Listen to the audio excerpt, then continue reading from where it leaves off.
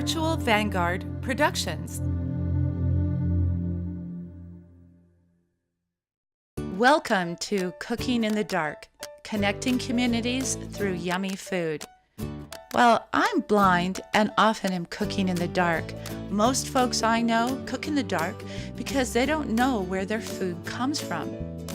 This show is dedicated to shedding light on the people and the places where our food is produced, right here in Colorado.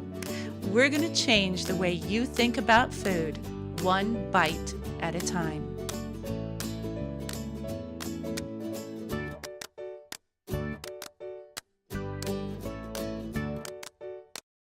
This week on Cooking in the Dark, we're going to visit Uncle Joe's Hong Kong Bistro, located in downtown Denver, Colorado.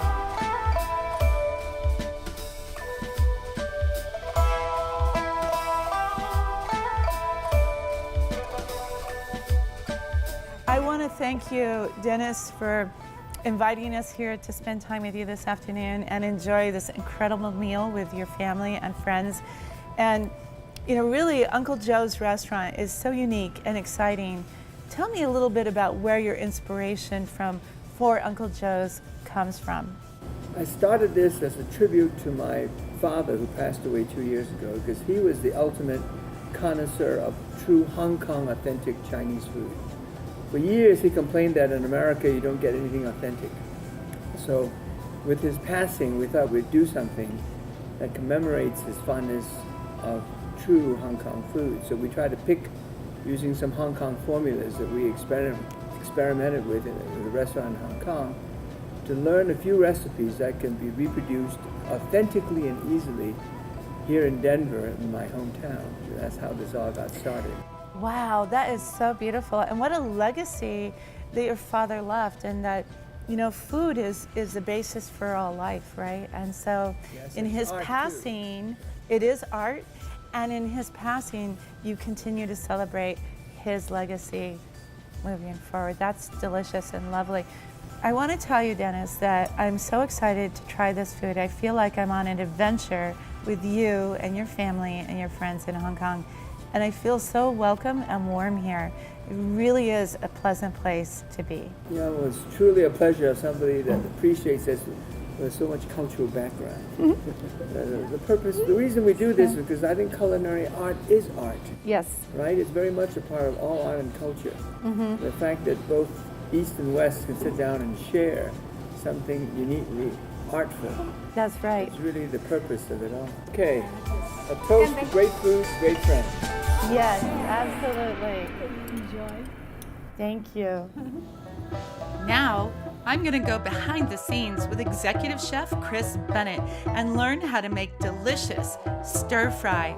Chris, thank you so much for taking time to come on our show today and teach me something to cook that's really special and unique Chinese food that comes from Hong Kong. Today, I wonder if you wouldn't mind taking yet another leap and blindfold yourself while you're preparing something yummy from Hong Kong. Yeah, I think I can manage that. All right. Well, it's just a blindfold, and you can go ahead and put this on. All right. Now, if you get uncomfortable, you feel free to take it off at any time.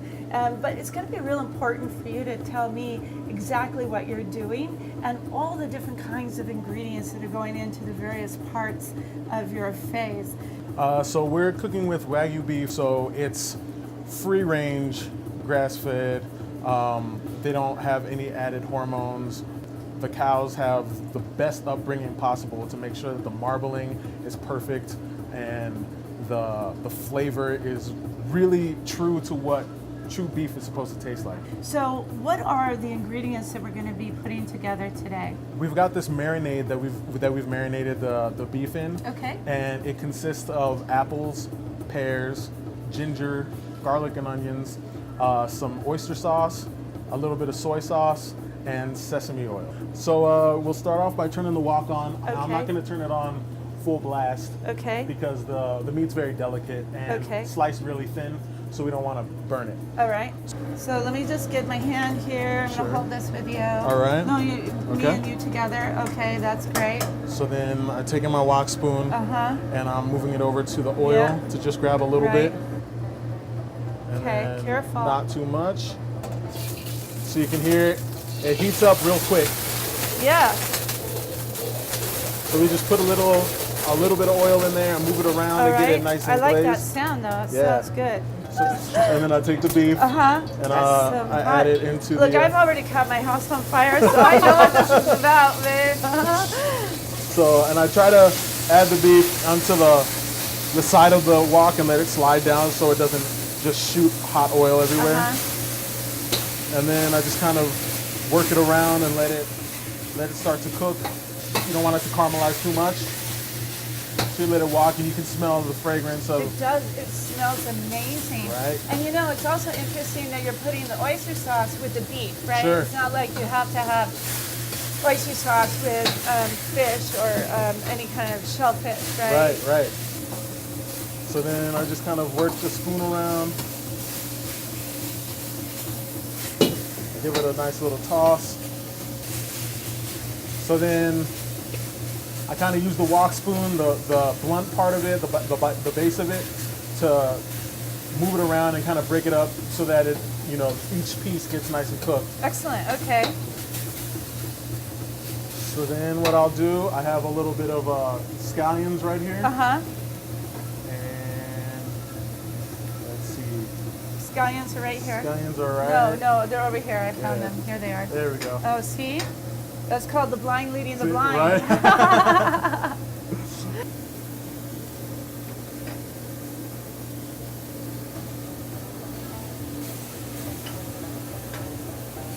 So then I'll add those and give those a nice little saute along with the beef. Do you want more? I think we're good for the amount that we have. Okay. And then there's the sauce next to that. Yes. You want that? I The do. whole thing. Okay, here you go. Thank you. Uh-huh. So then a little bit of sauce goes in there. And we'll let that cook down with the beef. All right, got it. Okay, good. Yeah, lots of fire. You can really feel that though. This is not a joke, This is, and you did really well though, Chris, I have to say. All right. And now we are ready to plate. Okay. And you're going to do So that I've got a- blindfolded, right? Yes, I am. All right. I'm going to attempt to anyway. So Yeah, I think you'll be great. to my left, we have a couple bowls. So I have one right here. So I'll turn off the wok. Okay. And, I'll come around with you. All right.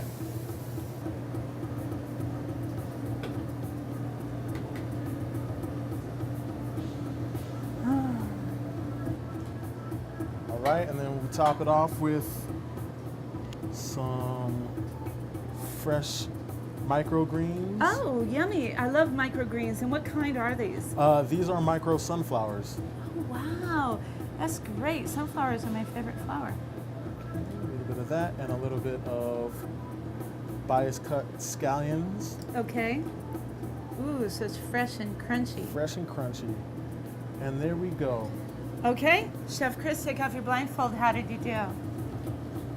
Oh, I didn't do too bad actually. It's a little bit Right on. off the rim, but not too shabby. Okay, so it's beautiful, and I can't wait to try eating it with you.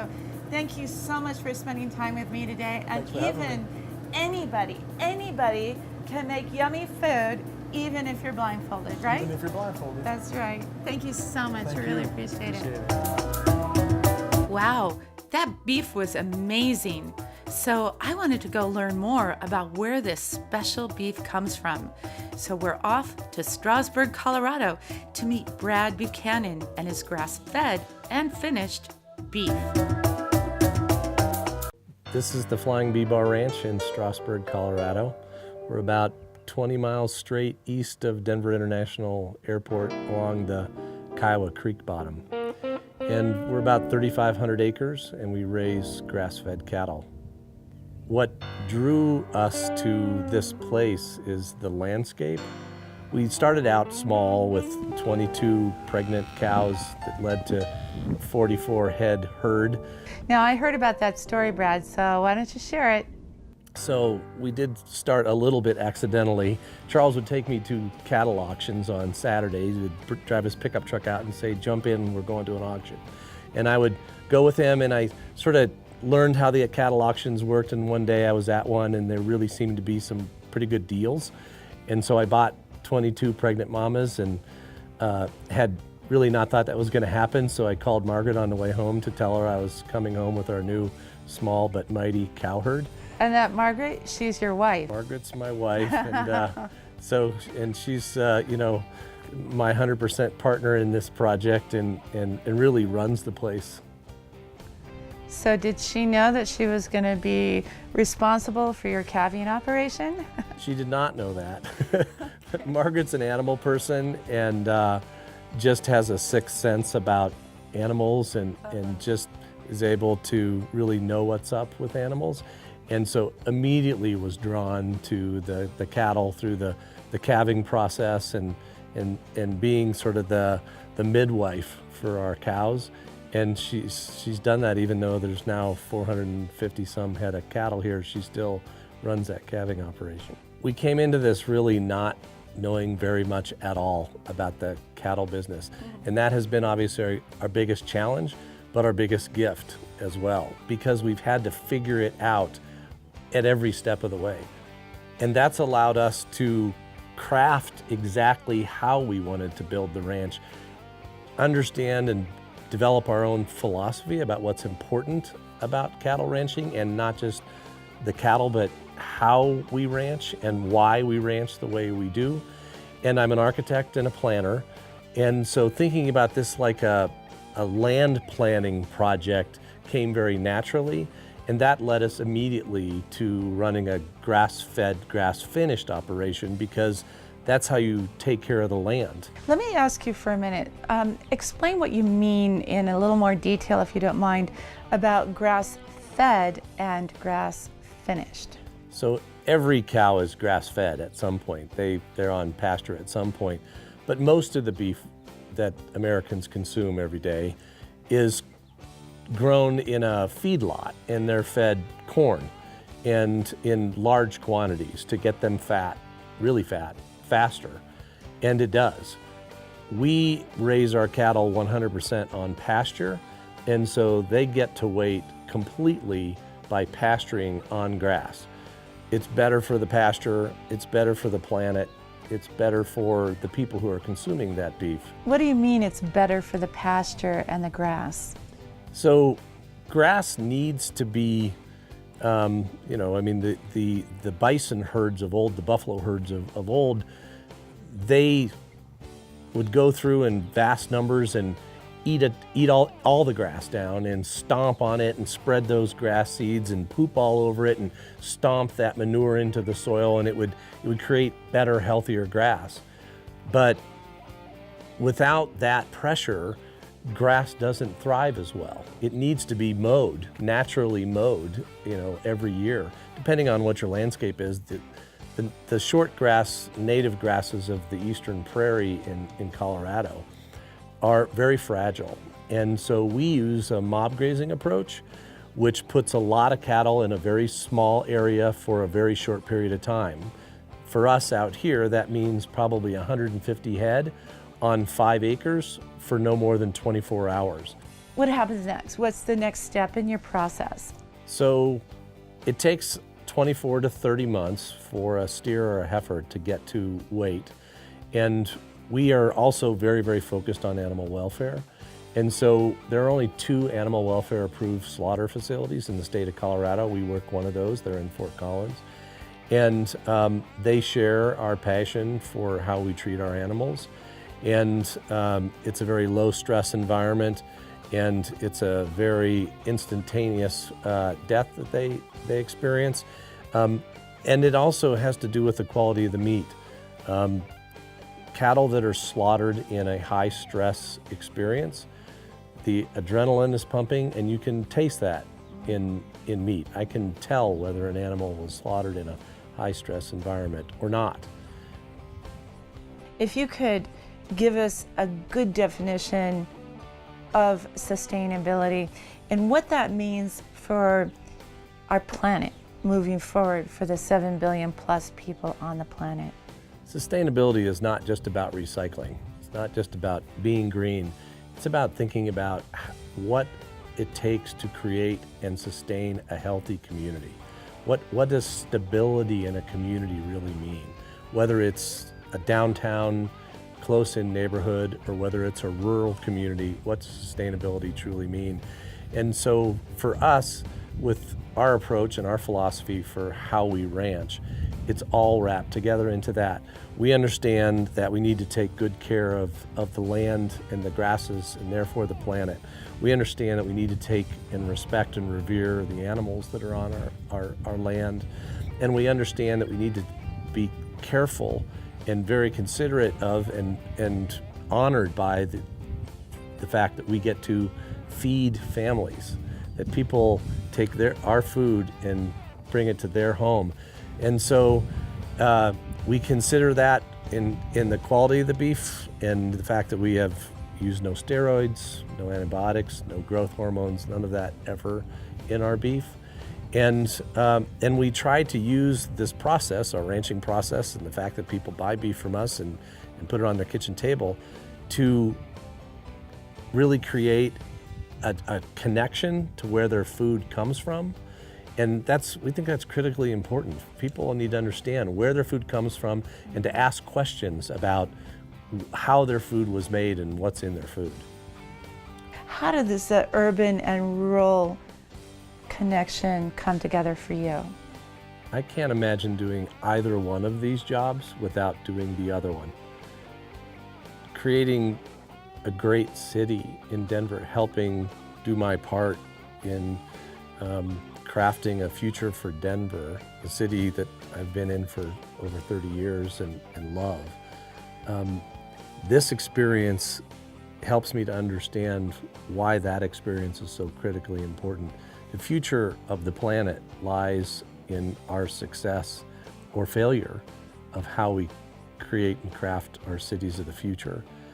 People are moving to cities, and there are very good reasons for that. There are incredible sources for art and culture and entertainment and work and play and services, education, all of it. And so we've got to craft these amazing urban places, but we do that best when we understand the value of nature and how nature is so critical to the urban experience. Well, thank you very much for your time, Brad. I really had a great time on your ranch. Thank you. Thank you. Let's cut out here in the grass. Okay. See if these cows will let us walk into them. Now it's time for me and my two guest chefs, Anna and Desmond, to try our own stir fry. Now what we're going to do is make a beef stir fry with bok choy and lots of other yummy vegetables. So I have some finely sliced beef. Can you show me where the beef is? Sorry, sure. Okay, great. So you'll see it's finely sliced, and that's so that when we cook it with the stir fry, it'll cook real fast, okay? And when we get going, stir fry is a very fast and actually fresh and delicious way to eat a meal. First, we're gonna make the marinade for the beef, and we'll let that sort of soak in all the goodness while we're preparing the other vegetables, okay? So let's set this over there, and I have an empty bowl. Yeah, great. Okay, so what we're gonna put in this bowl first. Now, do you guys like it a little bit spicy or a lot? Tiny bit. A tiny bit, Anna? And what about you, Des? I like it as spicy as it You like it? Okay, you like it super hot. So what we're gonna do to find a compromise is we're gonna put a little bit of red pepper, but after you can add more to your plate, okay? Does that sound reasonable? Sounds good. Excellent. So I think where are my red peppers? This is the red pepper. Okay, excellent. Well, this is red pepper flakes, okay? You can see that real nice.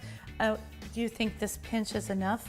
Yeah. Not too much? I think that's good. Okay, we'll just sprinkle it right in there first. If you put the dry ingredients first, then you can control how much you have. And then if it's too much, you can take it out. We're gonna make a sauce now, a marinade. I'm gonna use about whoa, that's okay. We're gonna use about 2 tablespoons of soy sauce, okay? I set that aside now. What's this one? The sesame oil. sesame oil, okay. I love sesame, you smell that? Is that yummy? That does smell good. Smell this. Doesn't that smell delicious? It does. Oh my gosh, I'm crazy about this food. Woo! Okay, we're gonna use a bit of it. Again, 2 tablespoons or so. You know, just mix it in there. Would you say this is chopped thin enough? Oh yeah, that's awesome. Boy, yeah. No, that's really nice. Throw it in there. There you go. Okay, and then what's this one? The plum Plum. vinegar. Okay, let's have a smell of that. Let's see. This is gonna be fun to get off. Let's smell this. Okay. Ooh, it's kind of sweet, right? Whoops. It touched me. It's okay. It does smell sweet. Yeah. That Okay, smells let's good. pour some of that in there. This is like a fun concoction. It's strong for my nose. We'll just see how this is. Oh, it's good. Yeah? Is this enough? It does. Okay. And then the rice vinegar. Yeah. Okay. Oh, that's smelling good. Smelling good. Okay, this is gonna be great. Now, rice vinegar is really interesting. I happen to love it. What do you think? You smell the rice in there? Doesn't it smell good? Oh. Yeah, and this is what makes this so fabulous. Oh yeah. Okay.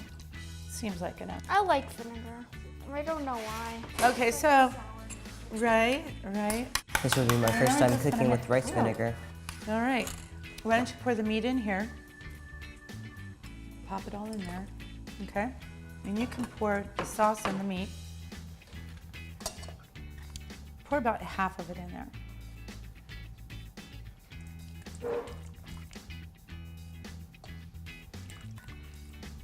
I think that's good. Now I'm going to use my hands to mix this all up. I'm excited. Yeah, this is going to be great. I'm going to wash my hands and let this marinate for a while in the marinade. Okay, can you smell that, guys? That smells good. Now? Yeah, now you're smelling good, right? These are things we're going to chop in a little bit, but what we're going to stir fry with are the bell peppers, carrots, celery, and bok choy is pretty much the star. And we're going to save this for later because we're going to use that also to stir fry with. And we can even chop some more ginger if we feel like.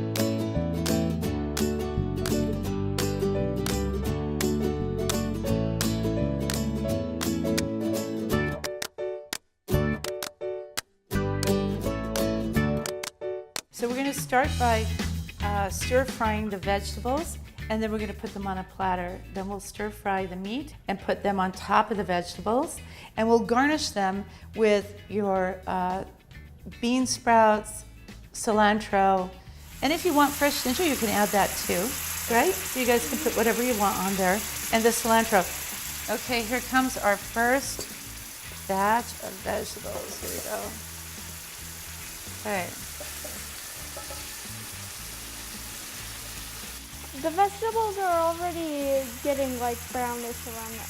Well, remember we have a dark sauce, so that's probably what's causing the color change.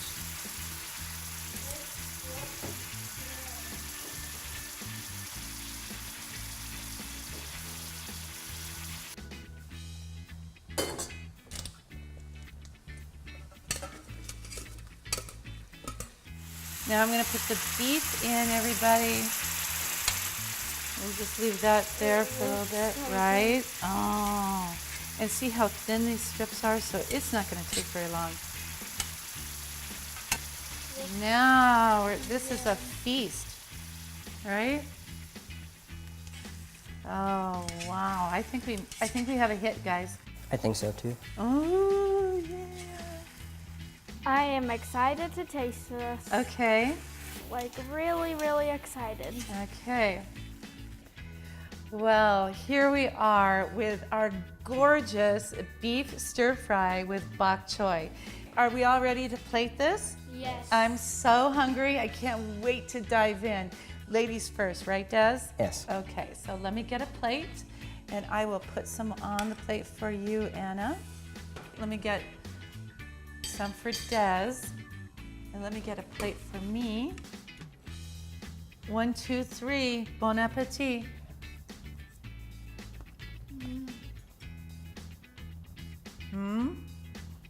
That's really good. That is. Really? Yes. Des, Anna, thank you both so much for coming on the show today and helping make this delicious beef stir fry with bok choy. Thanks for having me. And It was good. I'm so glad you liked it. So you guys will go home and make it with your family and friends. What do we say here on the show? Don't get caught cooking in the dark. Know where your food comes from.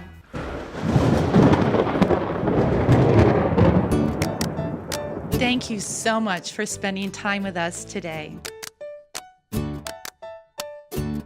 This program was brought to you by the generous support of Virtual Vanguard Productions.